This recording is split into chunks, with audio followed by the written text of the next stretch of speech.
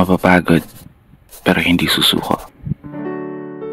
Alam mo ba na may dalawang uri ng pagod na pwede mong madama? Una, yung pagod na itutulog mo lang at pagising mo, okay ka na. Pero may isang uri ng pagod na talagang kakaiba. Yun ay ang pagod na hindi nadadaan sa pahinga. Isang pagod na magpapahiwatig kung gaano kabigat ang mga problema mong daladala. Pagod na magpapanginig ng mga luha sa mata. Pagod na magdidikta sa'yo para sabihin ayaw mo na. Mapapatanong ka na lang talaga, saan nga ba ang direksyon ng aking mga paa? Mga paang tila pagod na sa kakahakbang. Mga paang ngimay na sa kada tapak sa baitang ng hagdan.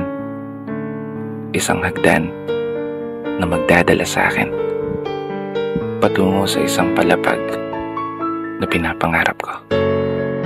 Mapapagod pero hindi susuko. Magpapahinga pero hindi hihinto. Para sa pamilya at para sa pangarap, palaging pipiliin na magpatuloy. Kasi alam mo, kung ang pagod ay kapalit ng magandang kinabukasan, wala kang dahilan para sukuan ng pagod. Wala kang dahilan para hindi ka bumangon.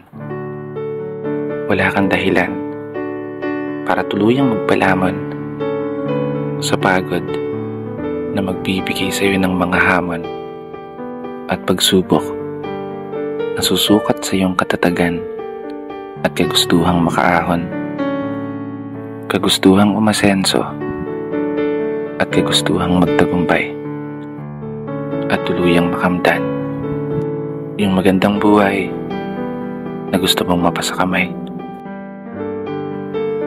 Kaya naman, tatagan mo ang mga paa mo at tibayan ng loob sa iyong paglalakbay at umasa kang kalakip ng bawat pagod ay may masaganang buhay na naghihintay. Sige, umusad ka. Dito na nagtatapos. Kaya isang pagpupugay para sa lahat ng mga tao na patuloy sumasabay sa hamon ng buhay. Ako nga po pala si Brother Matt at ito ang aking munting tula. Sana nagustuhan mo.